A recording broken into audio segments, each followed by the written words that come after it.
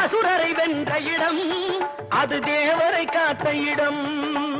ஆவணி மாசையிலும் வரும் ஐப்பசி திங்களிலும் அன்பர் திருநாள் காணும் இடம், அன்பர் திருநாள் காணும் இடம். அசுரரை வென்ற இடம் அது தேவரை காத்த இடம். ஆவணி மாசையிலும் வரும் ஐப்பசி திங்களிலும் அன்பர் திருநாள் காணும் இடம், அன்பர் திருநாள் காணும் இடம்.